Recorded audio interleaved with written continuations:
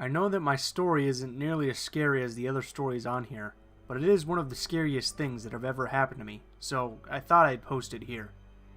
I'm a female, and I was 14 at the time. I'm from a big city in Germany, and that afternoon I wanted to buy a birthday present for a friend. I planned on taking the subway downtown where all the shops were.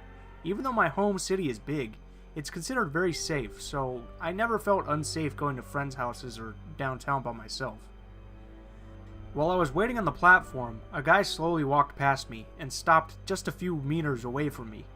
I remember that he must have been in his late teens or early 20s and that he had glasses on. While I looked around the platform, bored, since the subway wouldn't arrive for another 3 minutes, I noticed that the guy was directly looking at me. Being a rather shy girl back then, I quickly looked away. After a few seconds, I wanted to check if he was still looking, and I took a quick glance. Surely enough, this guy was still staring. This went on until the subway arrived. By then, I was feeling really uncomfortable. Luckily, there were a few other people on the platform, so I still felt kind of safe. I got on and succeeded in snatching one of the few empty seats left, since it was close to Christmas and the subway was packed with people. I couldn't see the guy from my seat, so I calmed down a little. A couple of minutes later, I got off at my stop and took the escalator up to the street. While standing on the escalator, I turned around and my heart sank. The creepy guy on the platform was standing a few meters behind me on the same escalator, and he was still staring at me. I tried to calm myself by thinking that the station was a popular meeting spot, and that a lot of people who wanted to go shopping often got off here. Since it was close to Christmas, he was probably just some random shopper. When I arrived on the street, I turned right, walked down the street, and turned right again at the next corner. When I turned the corner, I quickly looked down the street I was coming from, and the guy was walking my direction. I felt really uncomfortable, so I entered a bookshop and waited behind a bookshelf for the guy to walk to wherever he was heading to. After a few minutes, I got out of the shop, and at that moment, I started to panic. The guy was just standing a few meters from the store, waiting for me. I should have ran back into the store and called my parents to come pick me up. Instead, stupid 14-year-old me hoped that there was a logical explanation for this guy's behavior, and that he might just have been waiting for someone else. So I got out the store and walked in the opposite direction of where the guy was. I walked faster, hoping that if he was following me, I would lose him amongst all the other shoppers. But when I turned right at the next corner, I looked back down the street again.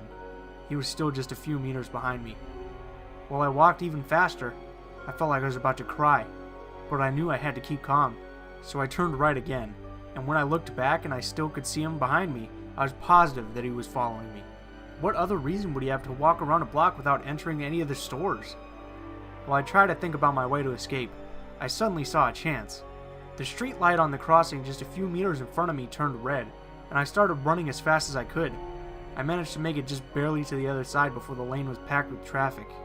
When I looked back, the guy hadn't made it across the street, and was just standing on the other side, waiting for the light to turn green again. He was still staring at me, but this time with a creepy, wide grin. At that moment I felt so scared as I had never felt before in my life, and I started running again, this time into a big department store just a few meters away from me.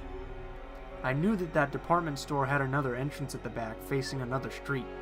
On that street, there was usually a line of cabs waiting to pick up shoppers. I sprinted through the store and out the other entrance. To my greatest relief, there was the usual line of cabs. I practically jumped into the first cab. In tears, I told the cab driver my home address, and then shouted, "Quick! Quick! Quick!" while frantically looking back to the door, expecting the guy to come out any second. Fortunately, I didn't see him. I'm still thankful that the cab driver instantly started driving and only asked what happened and if I was alright when we were a few blocks away.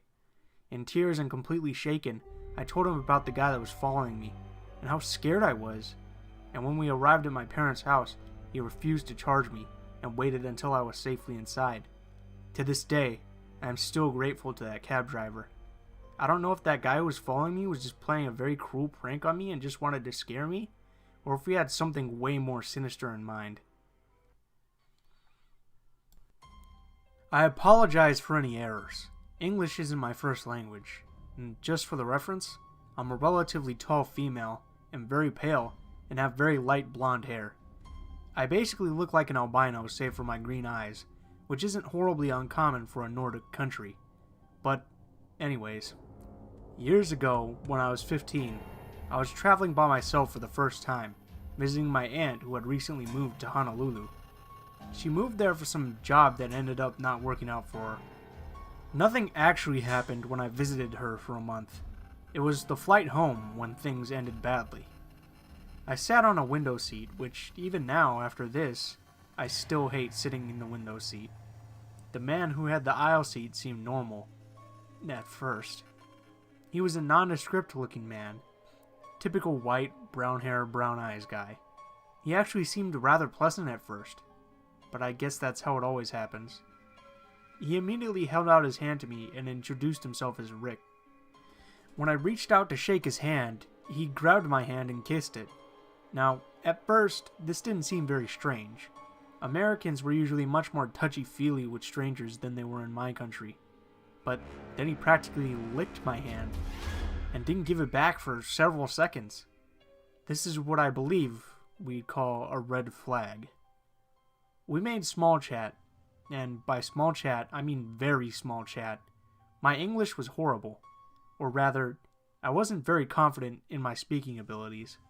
As in, I doubt I could have ordered pizza that had toppings beside cheese. But understanding? Oh, I could understand a lot. When I started talking, this man's eyes grew very large, and he seemed very excited by my poor English.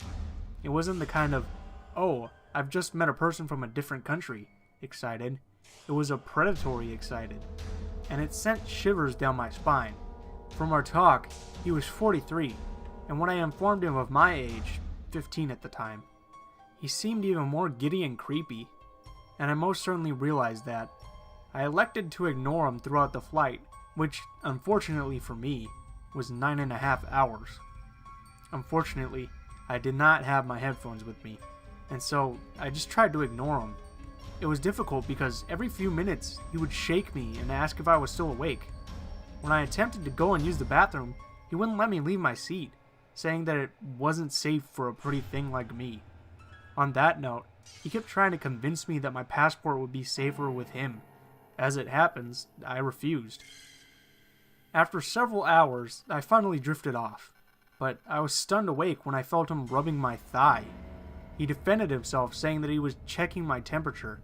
I know that I really should have spoken up, but I was so embarrassed by my English, and I didn't want to cause a scene. Luckily, I had enough sense to slap away his hand. I then drifted off again, only to be awoken a second time by a ruffling sound, which was him going through my bag. Again, I didn't make a fuss, but ripped my bag from his hands and held it tightly until the end of the flight. Nothing else happened because I vowed to myself not to sleep, and I stayed vigilant. When it came time to depart from the plane, he again wouldn't let me out to get my second bag from the overhead bin. But by this time, I was having none of it. I was tired, hungry, and I really had to use the bathroom. So I shoved and pushed past him, which he wasn't expecting, and grabbed my bag and left the plane. But did it end there? No, of course not. When I hurriedly left the plane, he ran after me and asked if he could give me a lift anywhere. We had landed in JFK, where I luckily had a few-hour layover. I said no, because I had a layover. He kept insisting that he could show me around the city, and that he would have me back in plenty of time for my flight. Now, at this point, I was both furious and horrified. I knew that this behavior was not normal for anyone, but I was also too afraid to ask for help. So I turned away and sprinted for the bathrooms, and assumed he wouldn't follow me in. I was right, but when I left, he was still outside, waiting for me. He kept telling me that New York City was beautiful, and I shouldn't miss it. He grabbed my arm and tried to lead me away. I think he assumed that I, being a foreign girl new to the city, wouldn't pass up such an opportunity. He told me he had a car waiting for us. Now, next I did something I'm still very proud of. I yelled, "Let me go!" Some people looked over, and one man actually got up. He was very large and scary looking. He came over and put his hand on the creepy man's shoulder and asked me, "Is he bothering you, miss?" I just nodded my head, and Rick made a beeline for somewhere that wasn't in the presence of this very scary man. My flights and layovers went without any further problems from then on out. Here's a little background before I get into the details. I spend every other weekend about 3 hours away from my hometown to where my boyfriend lives in Houston. When you drive from the San Marcos area to Houston, you go on Highway 10 for the duration of the trip. Just one lengthy highway that will eventually turn into Katy. The highway on its own is creepy. It's surrounded by dim lighting and farmland, with the occasional small countryside town peeking up every so often to keep you more awake. Usually I take this drive during the daytime, but due to the holidays, I decided to leave in the evening. Story time. I had been spending Thanksgiving with a bunch of friends, losing track of time. Soon it got dark, and I knew I had to go home. I was already a little nervous from the sheer lack of light in that 3-hour drive, but it had to be done regardless. I had work in the morning. I got into my little car, filled up, and started that long journey. I blared some loud music with heavy bass, and the rattling was entertainment enough that the drive didn't seem all that bad. I was halfway down this long stretch of road, only an hour left, when I noticed someone with their brights on and blaring coming right up behind me. I move over to the only other lane I can. This car was obviously in a hurry, and I wasn't in the mood to keep him from his destination any longer. The normal person would take this chance and just speed along past me, but this car moved into my lane. I was confused, but I had cruise control set, so I tried to ignore the blinding lights in my mirrors and kept going. Every so often, I would dare to peek up, and this driver would still be behind me. They were awfully, uncomfortably close.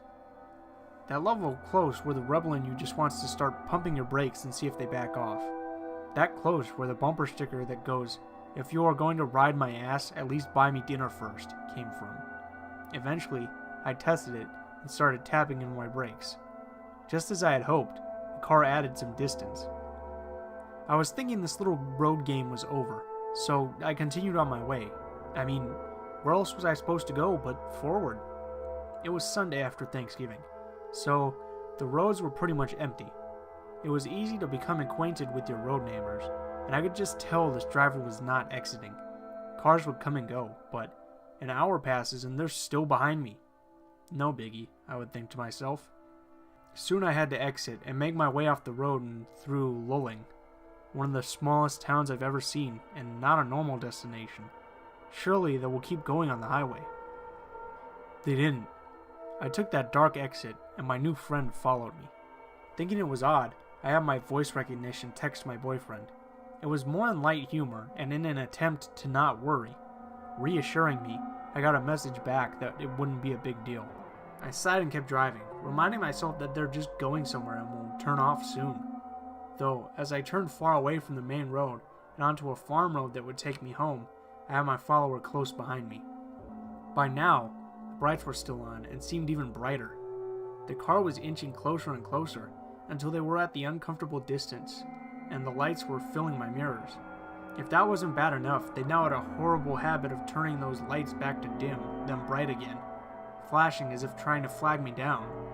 There is no way I am stopping right now. No thank you.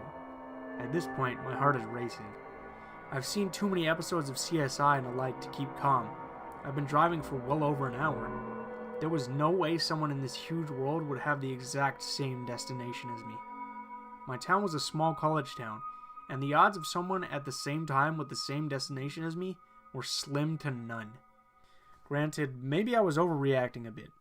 Either way, I cannot lie and say that I was nearly in a panic behind the steering wheel. I kept driving forward, my eyes almost glued to the rearview mirror that keeps my new friend in view, hoping soon I'd see those blinding lights turn off at each driveway I pass. The front of that car so close that if I try to stop, I fear it would turn into a car accident. Soon, I come across my little town. While it's usually a welcoming sight after a long drive, I'm stumped at what to do. There's some crazy stranger that has been tailing me with no end in sight.